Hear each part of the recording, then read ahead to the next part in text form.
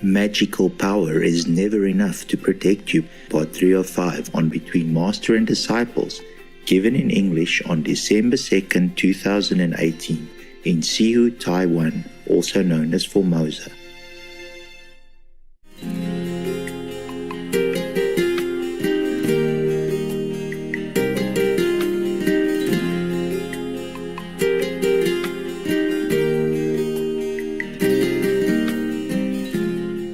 Similarly, even when the master comes into this world, he has to also respect the law, okay?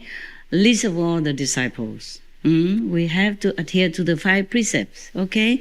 Otherwise, I just give you initiation. Do what you want, you're free. You are free. You are free. Of course, if you walk the straight path. Both sides, there's some country, there are landmines, yeah? If they already clear the road for you and they say, this road you can walk, the left you cannot, the right you cannot, the behind you cannot, and you should not. Because you will be dead or maimed or lose your limbs. Similarly, in this world is similar to a landmine field. You have to walk straight, okay? The master clear the road for you, but you have to walk. It's very risky in this world, dangerous world. You look around you, Sometimes even I was scared. When I was in Europe, sometimes I had to go out in the car, somebody else driving, so I didn't have to look at the road. Sometimes I look around, I saw advertising for meat so big on the board next to the street. And I shudder, I was thinking, what kind of world am I living in? Before they even kill people to eat, also a long, long time ago, yeah? And now they kill animals to eat. Sometimes kill the animals alive, or kill dogs even, or skin them alive. It's horrible.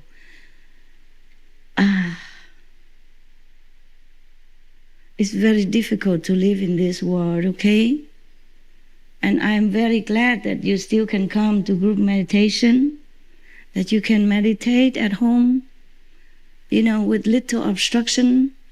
Despite your busy schedule and your family obligations, your job duty, you still can do what you can to protect yourselves. I'm so glad and I appreciate your effort because I know how difficult it is already to live in this world uninjured, emotionally or physically, mentally, psychologically, spiritually even. So count your blessings.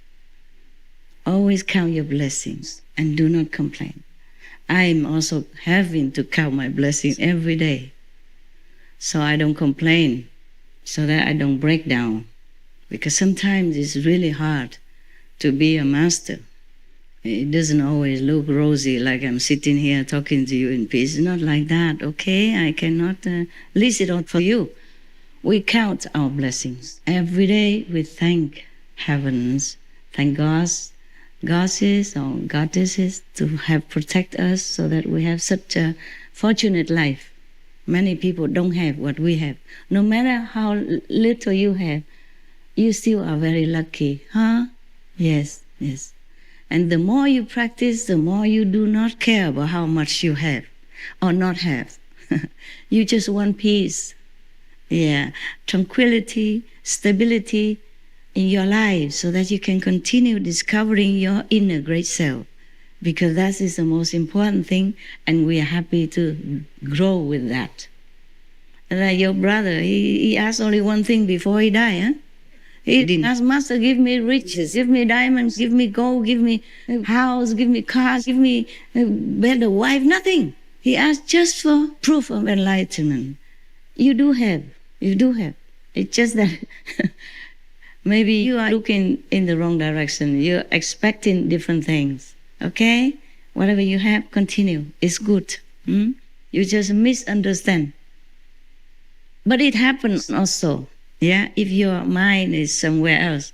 In the Buddha's time, there was one monk who also imparted the light and sound from the Buddha. And then he went to the forest to meditate alone. But he had no experience of the sound. And he came back and asked the Buddha why. Other people asked for him, and he said, The Buddha say that because he doesn't concentrate on that. He concentrates only on the light. It's not that you say, okay, I concentrate on the light, and then you can. It's not like that, okay? Your mind sometimes is a wandering tool. Yeah, it's a troublemaker. But without the mind, you also cannot practice, okay? And then there's another guy, another monk, who also got the light and sound. But he came back, he said, because he went near a village to meditate, and his hut was destroyed by weather. And he asked the villagers to build him another hut. They say they would, but then days after days, weeks after weeks, months after months, they did not do it. So during all that time that he stayed there in the summer retreat, he had not an iota of light come to him, meaning not even a flash of light came to him. The same thing, because he has no concentration. He can't. He is exposed to all these kind of elements, yeah? He has no roof over his head, yeah? Imagine he's a monk. He doesn't have much to do, and still just the weather bothering him, then he could not have a light. Not to talk about you. You have so much work to do. Everything just wants to take your attention away. Thus you are in difficulty to concentrate. I sympathize very much with you, but nevertheless, I'm still very proud of you and very glad that you still hold on to your faith and continue your road to enlightenment. The Master Power will bless you, will help you no matter what level you are. As long as you don't harm others, as long as you continue to have faith, when you die, Master will always take you. Okay?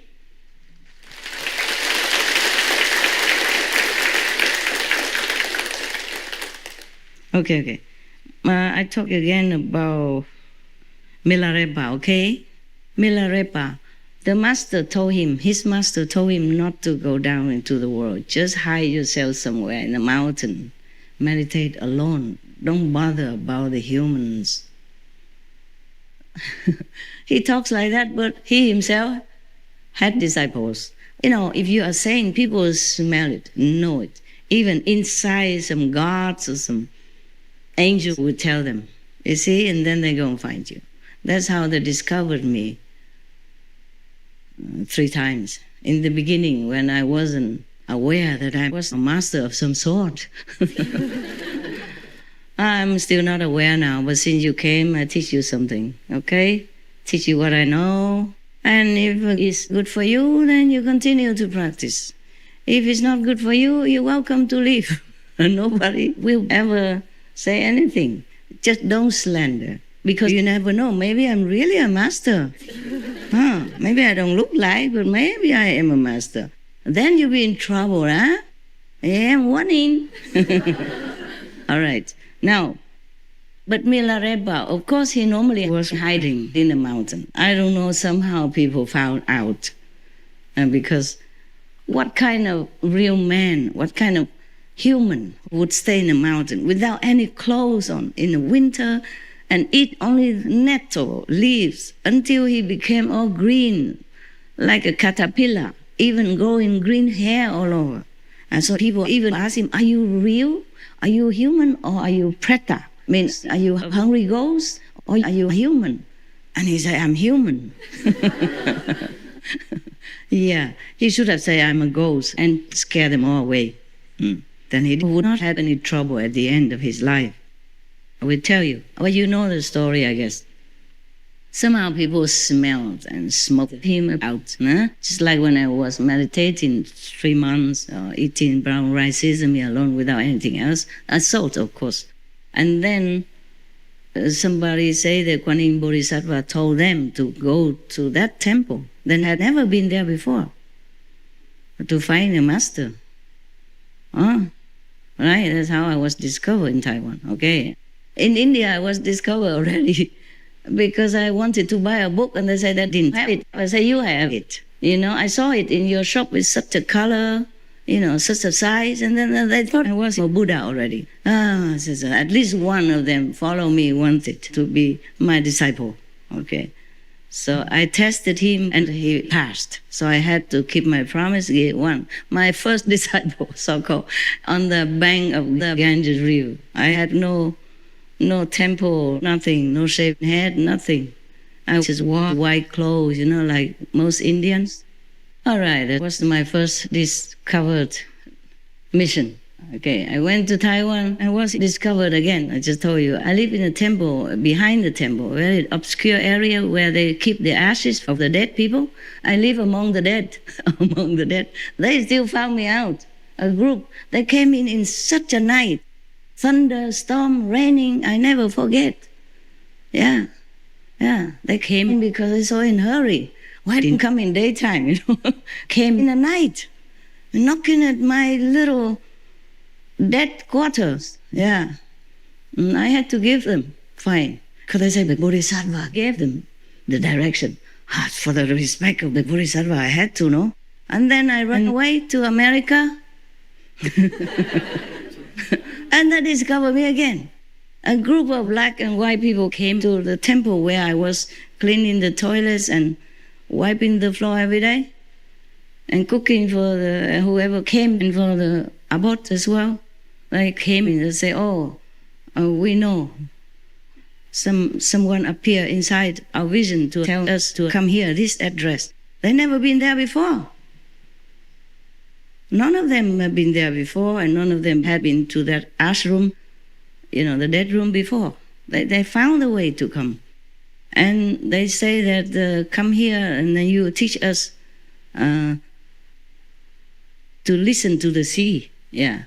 And your name is Master G. Actually, G is a name that is addressed to any great person, like great. G means great, Master G. I said, no, you're looking for the abbot, right? I said, no. They say, not the abbot, Master G. And then the other one said, no, Master Ching, I think, Ching. They argue with each other, Ching or Chi. I say, no, the abbot name is so-and-so. He's not here right now. Maybe you come back after 2 months when he comes back to America. I say, no. Not a man. I say, it's a woman. And over there, only me.